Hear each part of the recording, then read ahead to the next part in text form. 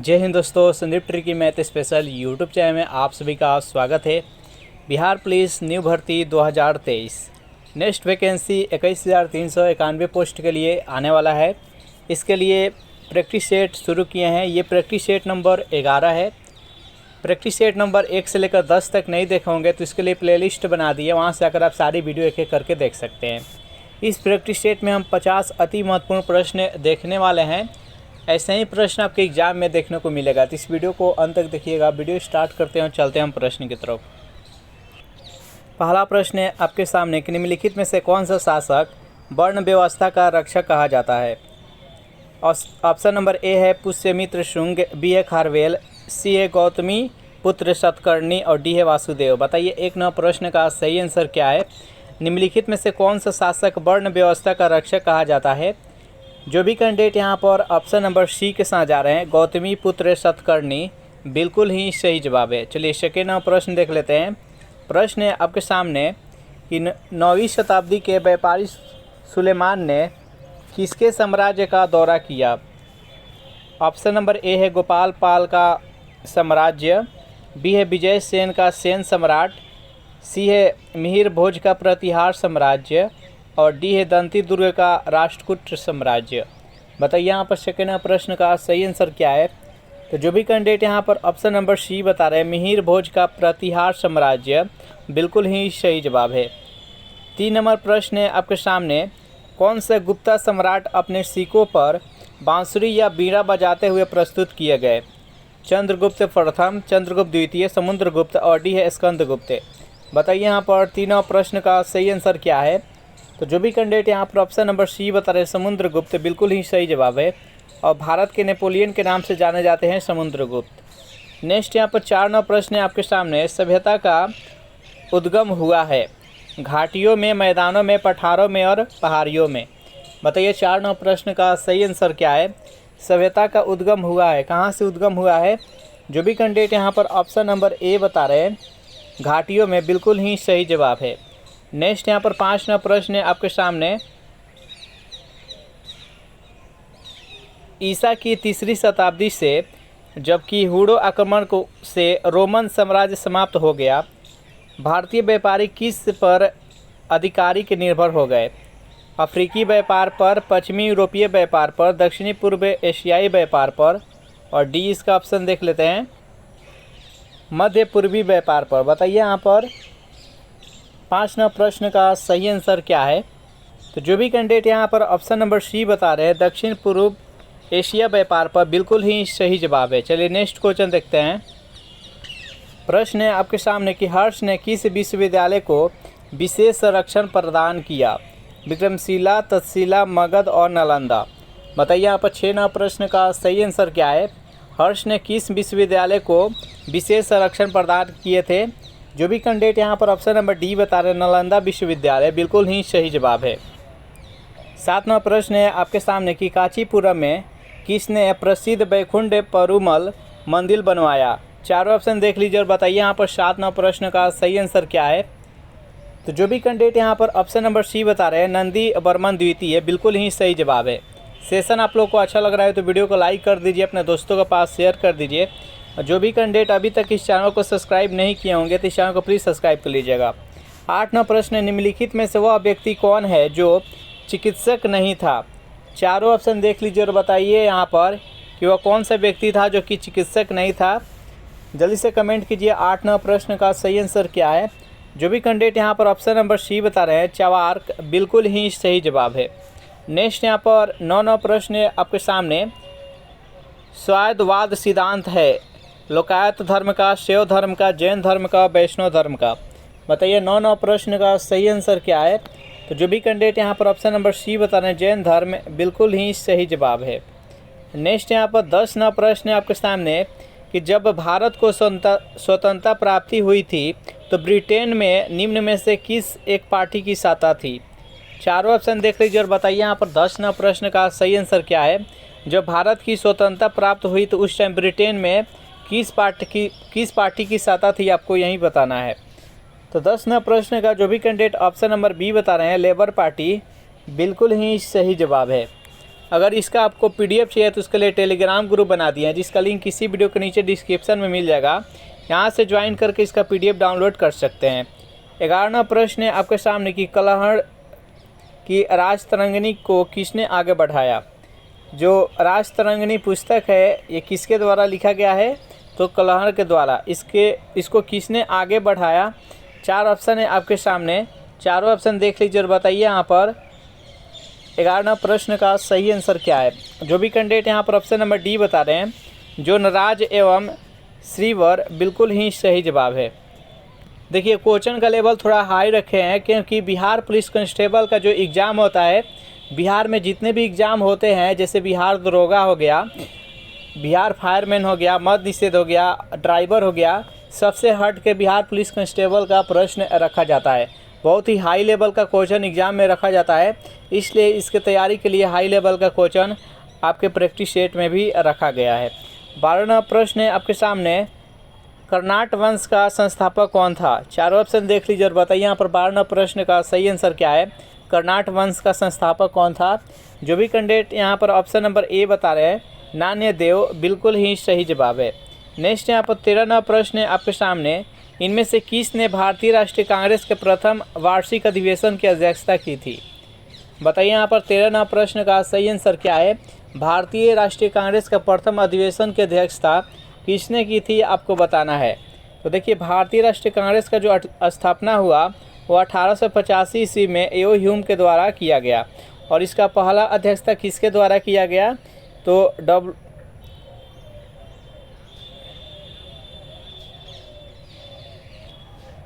व्योमेश चंद्र बनर्जी यानी WC बनर्जी इसका right answer हो जाएगा।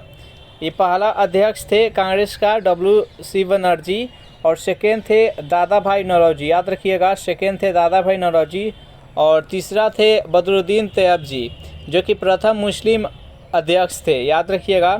नेक्स्ट यहाँ पर 14वां प्रश्न है आपके सामने कि राजा राम मोहन राय द्वारा ब्रह्म समाज की स्थापना कब की गई।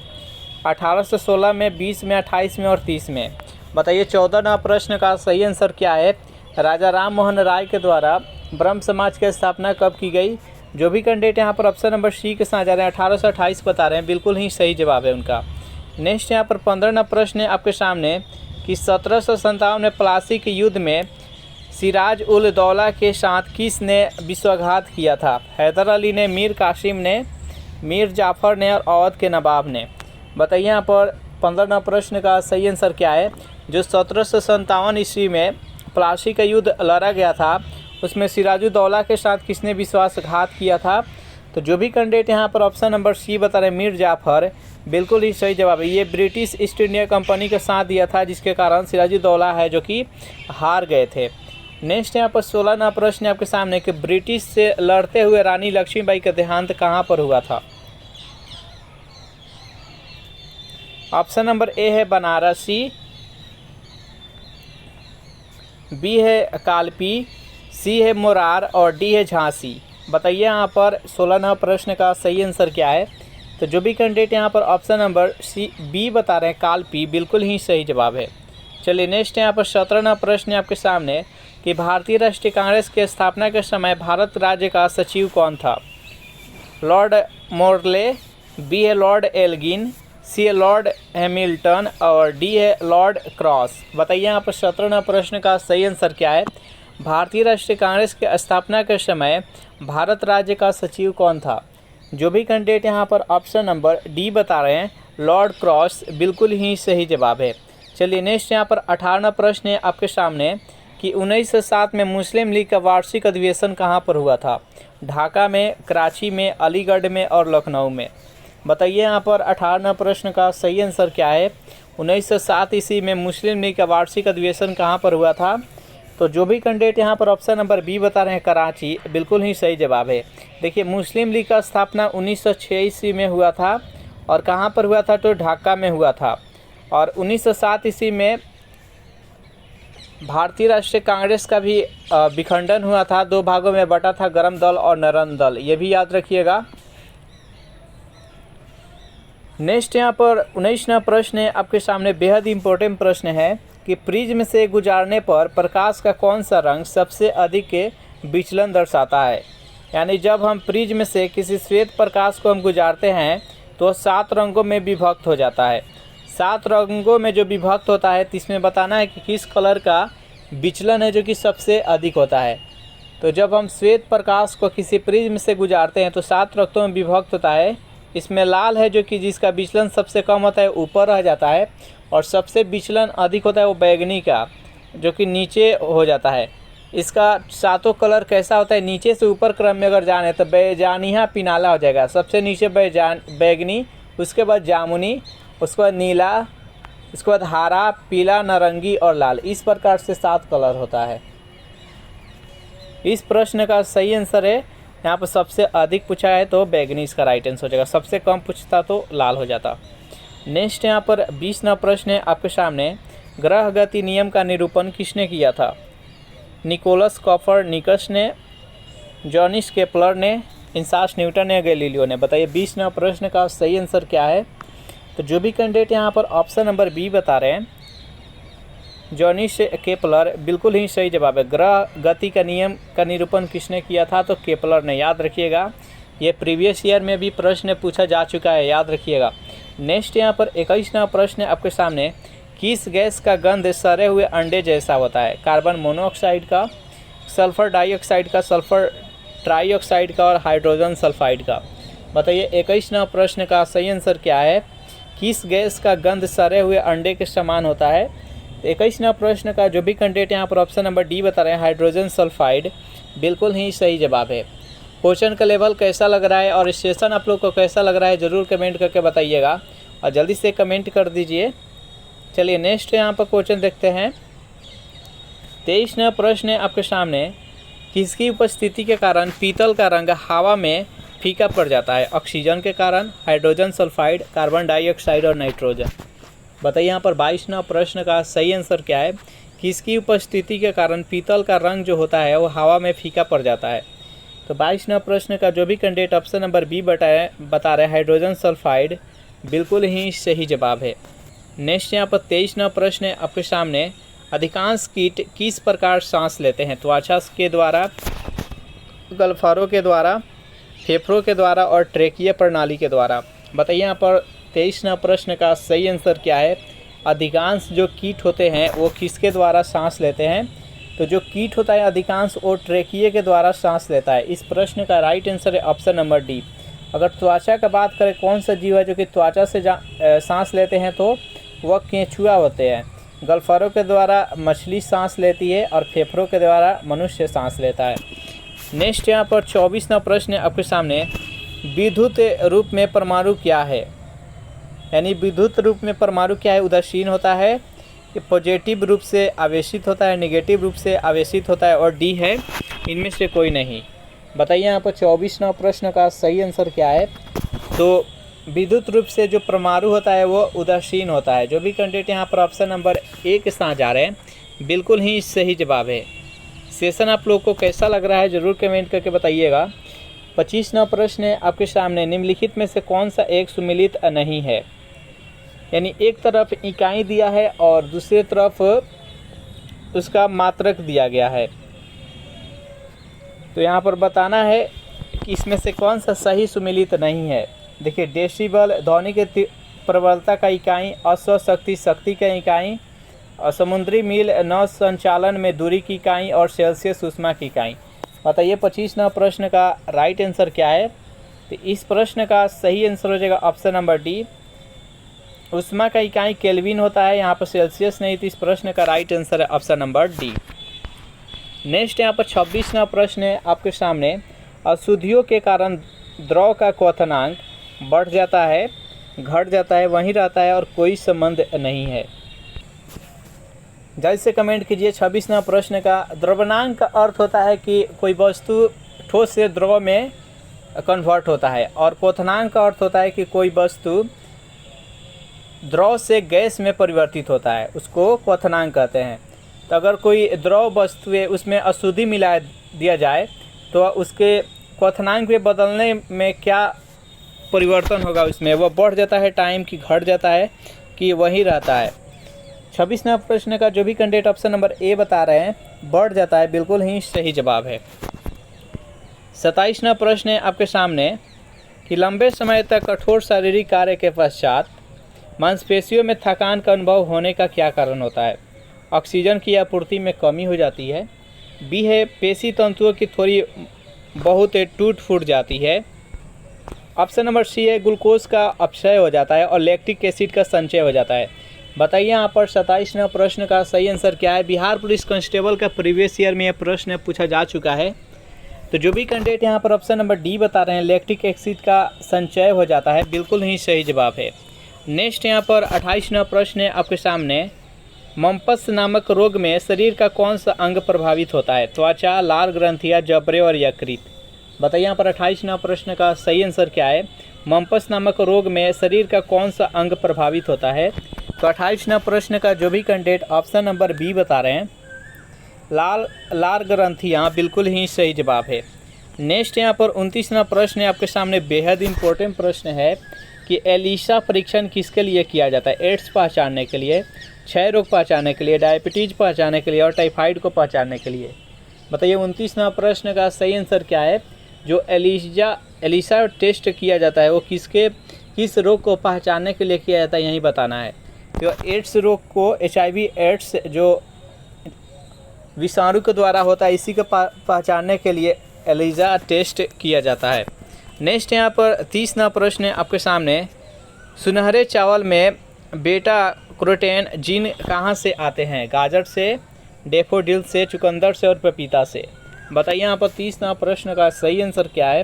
तो जो भी कैंडिडेट यहाँ पर ऑप्शन नंबर बी के साथ जा रहे हैं डैफोडिल, बिल्कुल ही सही जवाब है। नेक्स्ट यहाँ पर 31वां प्रश्न है आपके सामने, निम्नलिखित में से किस अभिक्रिया से ब्लीचिंग पाउडर उत्पादित होता है। क्लोरीन की चूना पत्थर से, क्लोरीन के जिप्सम से, क्लोरीन की सोडियम कार्बोनेट से और डी है क्लोरीन की बुझे हुए चूने से। बताइए 31वां प्रश्न का सही आंसर क्या है। निम्नलिखित में से किसकी अभिक्रिया से ब्लीचिंग पाउडर का उत्पादन होता है। 31वां प्रश्न का जो भी कैंडिडेट यहाँ पर ऑप्शन नंबर डी बता रहे हैं, जब क्लोरीन की अभिक्रिया बुझे हुए चूने से हम करेंगे तो ब्लीचिंग पाउडर का निर्माण होगा। नेक्स्ट यहाँ पर 32वां प्रश्न है आपके सामने, निम्नलिखित में से कौन सा वायु का अकार्बनिक गैसीय प्रदूषक है। चारों ऑप्शन देख लीजिए और बताइए 32वां प्रश्न का सही आंसर क्या है। तो जो भी कैंडिडेट यहाँ पर ऑप्शन नंबर सी बता रहे हैं हाइड्रोजन सल्फाइड, बिल्कुल ही सही जवाब है। 33वां प्रश्न है आपके सामने कि जेनेटिक इंजीनियरिंग में निम्न में से किसका प्रयोग होता है। चारों ऑप्शन देख लीजिए और बताइए 33वां प्रश्न का सही आंसर क्या है।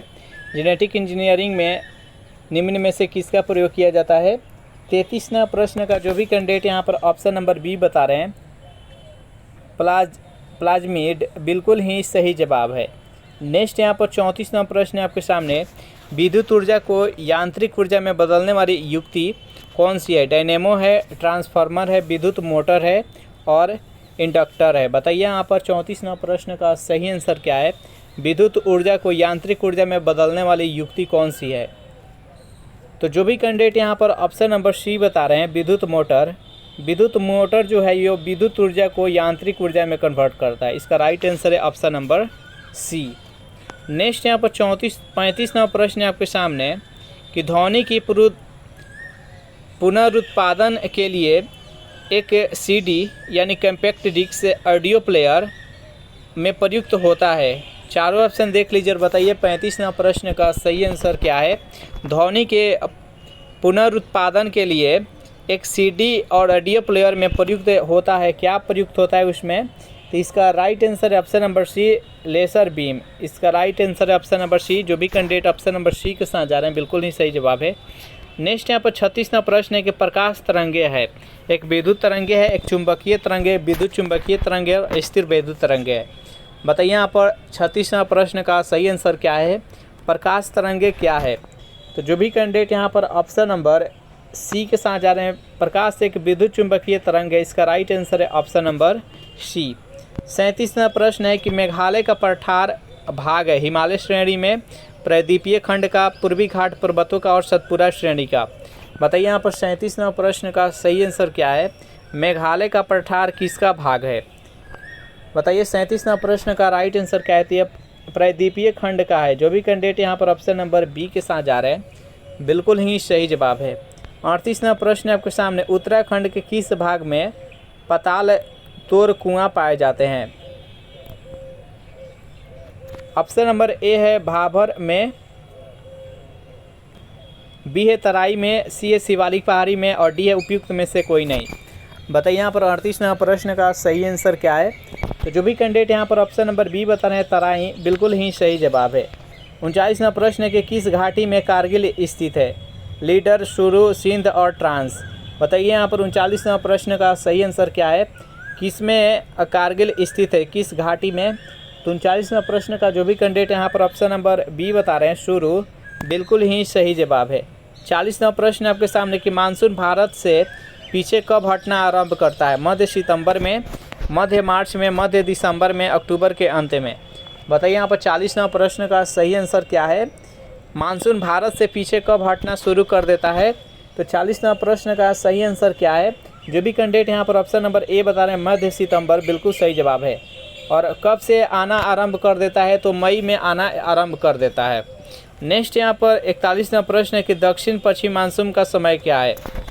दक्षिण पश्चिम मानसून का क्या समय है? मध्य जनवरी, मध्य फरवरी, मार्च, मध्य अप्रैल और दिसंबर, मार्च और मध्य जून, सितंबर। बताइए यहाँ पर 41वां प्रश्न का सही आंसर क्या है? तो 41वां प्रश्न का जो भी कैंडिडेट यहाँ पर ऑप्शन नंबर डी बता रहे हैं मध्य जून सितंबर, बिल्कुल ही सही जवाब है। दक्षिण पश्चिम मानसून का समय क्या है? तो मध्य जून और सितंबर है। नेक्स्ट यहाँ पर 42वां प्रश्न है आपके सामने कि निम्नलिखित राज्यों में से किसमें अधिकतम औसत वार्षिक वर्षा होती है? अरुणाचल प्रदेश में, सिक्किम में, केरल में और जम्मू कश्मीर में। बताइए इनमें से किस राज्यों में अधिकतम औसत वर्षा होती है? जल्दी से कमेंट कीजिए 42वां प्रश्न का सही आंसर क्या है? जो भी कैंडिडेट यहाँ पर ऑप्शन नंबर बी बता रहे हैं सिक्किम, बिल्कुल ही सही जवाब है।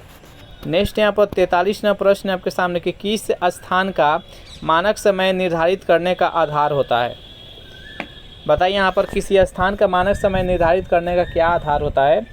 देशांतर रेखा, अक्षांश रेखा, अंतर्राष्ट्रीय तिथि रेखा। बताइए 43वां प्रश्न का सही आंसर क्या है? इसका चौथा ऑप्शन देख लेते हैं, और प्रधान मध्याह्न रेखा। तो यहाँ पर 43वां प्रश्न का जो भी कैंडिडेट ऑप्शन नंबर डी बता रहे हैं प्रधान मध्याह्न रेखा, बिल्कुल ही सही जवाब है। नेक्स्ट यहाँ पर 44वां प्रश्न है आपके सामने कि छोटा नागपुर पठार सर्वाधिक घना वसा जिला धनबाद क्यों है? चारों ऑप्शन देख लीजिए और बताइए यहाँ पर 44वां प्रश्न का सही आंसर क्या है? तो इसका मुख्य कारण क्या है? यहाँ पर खनन उद्योग का विकास तथा औद्योगिकीकरण। इसका राइट आंसर है ऑप्शन नंबर सी। 45वां प्रश्न है कि भारत की मुख्य भूमि का दक्षिणतम बिंदु कौन सा है? बताइए यहाँ पर भारत की मुख्य भूमि का दक्षिणतम बिंदु आपको बताना है। कितने डिग्री उत्तरी अक्षांश पर स्थित है आपको बताना है। जल्दी से बताइए 45वां प्रश्न का सही आंसर क्या है? तो जो भी कैंडिडेट यहाँ पर ऑप्शन नंबर बी बता रहे हैं 8 डिग्री 4 मिनट उत्तरी अक्षांश, बिल्कुल ही सही जवाब हो जाएगा। इस प्रश्न का राइट आंसर है ऑप्शन नंबर बी। अगर नाम से जाना जाए तो जो कि कन्याकुमारी में स्थित है केप केमोरिन, जो कि सबसे दक्षिणतम बिंदु है। अगर उत्तरी बोला जाए तो इंदिरा कॉल है। अगर ऐसे मुख्य भूमि को छोड़कर सबसे दक्षिणतम बिंदु की बात की जाए तो सबसे दक्षिणतम बिंदु है जो कि इंदिरा पॉइंट है, जो कि अंडमान निकोबार द्वीप समूह में स्थित है। नेक्स्ट यहाँ पर 46वां प्रश्न आपके सामने, कुल क्षेत्रफल के दृष्टिकोण से भारत में किस राज्य में सिंचित क्षेत्र सर्वाधिक है? पंजाब, तमिलनाडु, उत्तर प्रदेश और हरियाणा। बताइए 46वां प्रश्न का राइट आंसर क्या है? तो जो भी कैंडिडेट यहाँ पर ऑप्शन नंबर सी बता रहे हैं उत्तर प्रदेश, बिल्कुल ही सही जवाब है। सेशन आप लोग को अच्छा लग रहा है तो वीडियो को लाइक कर दीजिए, अपने दोस्तों के पास शेयर कर दीजिए। और जो भी कैंडिडेट अभी तक इस चैनल को सब्सक्राइब नहीं किए होंगे तो आपसे रिक्वेस्ट है कि चैनल को प्लीज़ सब्सक्राइब कर लीजिएगा। 47वां प्रश्न बेहद इंपॉर्टेंट प्रश्न है कि किस राज्य में सर्वाधिक चंदन के वृक्ष पाए जाते हैं? तमिलनाडु में, केरल में, मध्य प्रदेश और कर्नाटक में। बताइए 47वां प्रश्न का सही आंसर क्या है? तो सबसे अधिक जो चंदन का वृक्ष पाए जाते हैं वो कर्नाटक में पाए जाते हैं। जो भी कैंडिडेट यहाँ पर ऑप्शन नंबर डी बता रहे हैं बिल्कुल ही सही जवाब है उनका। 48वां प्रश्न है, राजस्थान नहर का नया नाम क्या है? गांधी नहर, इंदिरा गांधी नहर, जवाहर नहर और सुभाष नहर। बताइए यहाँ पर 48वां प्रश्न का सही आंसर क्या है? राजस्थान में जो नहर है उसका नया नाम क्या है? तो इंदिरा गांधी नहर। जो भी कैंडिडेट यहाँ पर ऑप्शन नंबर बी बता रहे हैं बिल्कुल ही सही जवाब है। नेक्स्ट यहाँ पर क्वेश्चन देख लेते हैं। प्रश्न है आपके सामने 49 नंबर कि भारतीय संविधान के किस अनुच्छेद के अंतर्गत भारत सरकार का दायित्व है कि बाह्य आक्रमण एवं आंतरिक अशांति से राज्यों की रक्षा करे? अनुच्छेद 355 के तहत, 56 के तहत, 52 के तहत और अनुच्छेद 360 के तहत। बताइए यहाँ पर 49वां प्रश्न का सही आंसर क्या है? तो जो भी कैंडिडेट यहाँ पर ऑप्शन नंबर ए बता रहे हैं अनुच्छेद 355 बिल्कुल ही सही जवाब है। देखिए अनुच्छेद 352 के तहत देश में राष्ट्रीय आपात लगता है। अनुच्छेद 356 के तहत किसी राज्य में राष्ट्रपति शासन लागू होता है और अनुच्छेद 360 के तहत वित्तीय आपात की घोषणा की जाती है। नेक्स्ट यहाँ पर 50वां प्रश्न है कि भारत के राष्ट्रपति अपनी शक्तियों का प्रयोग करते हैं सीधे अथवा अपने अधीनस्थ अधिकारियों के द्वारा, मंत्रियों के द्वारा, प्रधानमंत्री के द्वारा, मंत्रिमंडल के द्वारा। बताइए यहाँ पर 50वां प्रश्न का सही आंसर क्या है? तो देखिए राष्ट्रपति जो होते हैं वो अपने शक्तियों का प्रयोग सीधे अथवा अपने अधीनस्थ अधिकारियों के द्वारा करते हैं। जो भी कैंडिडेट यहाँ पर ऑप्शन नंबर ए बता रहे हैं बिल्कुल ही सही जवाब है। 51वां प्रश्न है आपके सामने कि राष्ट्रपति पर महाभियोग का आरोप संसद के किस सदन के द्वारा लगाया जा सकता है? लोकसभा के द्वारा, राज्यसभा के द्वारा, संसद के किसी भी सदन के द्वारा, और डी उपयुक्त में से किसी के द्वारा नहीं। बताइए 51वां प्रश्न का सही आंसर क्या है? तो जो भी कैंडिडेट यहाँ पर ऑप्शन नंबर सी बता रहे हैं संसद के किसी भी सदन के द्वारा यानी राज्यसभा या लोकसभा किसी भी के द्वारा यहाँ पर राष्ट्रपति पर महाभियोग लगाया जा सकता है। नेक्स्ट यहाँ पर 52वां प्रश्न कि संविधान असाधारण परिस्थितियों में राष्ट्रपति को राज्यपाल के कृत्यों का निर्वहन हेतु उपबंध कर सकता है? अनुच्छेद 160 में, 162 में, 65 में और 310 में। बताइए यहाँ पर 52वां प्रश्न का सही आंसर क्या है? तो जो भी कैंडिडेट यहाँ पर ऑप्शन नंबर ए बता रहे हैं अनुच्छेद 160 बिल्कुल ही सही जवाब है। नेक्स्ट यहाँ पर 53वां प्रश्न है आपके सामने कि भारत के उपराष्ट्रपति का निर्वाचन एक निर्वाचक गण द्वारा किया जाता है जिसके सदस्य होते हैं। यानी देखिए यहाँ पर प्रश्न क्या पूछा रहा है कि भारत के उपराष्ट्रपति के निर्वाचन में कौन कौन भाग लेते हैं, यही पूछा जा रहा है। चारों ऑप्शन देख लीजिए और बताइए यहाँ पर 53वां प्रश्न का सही आंसर क्या है? ध्यान से इसका आंसर टिक आउट कीजिएगा। जो उपराष्ट्रपति होते हैं उसके निर्वाचन में संसद के दोनों सदनों के सभी सदस्य भाग लेते हैं। याद रखिएगा केवल संसद का, राज्यसभा और लोकसभा के सदस्य ही सभी सदस्य उसमें भाग लेते हैं। जो भी कैंडिडेट यहाँ पर ऑप्शन नंबर बी के साथ जा रहे हैं बिल्कुल ही सही जवाब है। तो यह सेशन यहीं पर समाप्त हो रहा है। ये सेशन आप लोगों को कैसा लगा ज़रूर कमेंट करके बताइएगा। सेशन आप लोगों को थोड़ा सा भी अच्छा लगा हो तो वीडियो को लाइक कर दीजिए, अपने दोस्तों के पास इसे शेयर कर दीजिए और जितने भी कैंडिडेट अभी तक इस चैनल को सब्सक्राइब नहीं किए होंगे तो आपसे रिक्वेस्ट है कि चैनल को प्लीज़ सब्सक्राइब कर लीजिएगा। अगर इसका पीडीएफ चाहिए तो टेलीग्राम ग्रुप से ज्वाइन करके इसका पीडीएफ डाउनलोड करके आप रेगुलर प्रैक्टिस कर सकते हैं। Thanks for watching this video. मिलते हैं नेक्स्ट वीडियो में।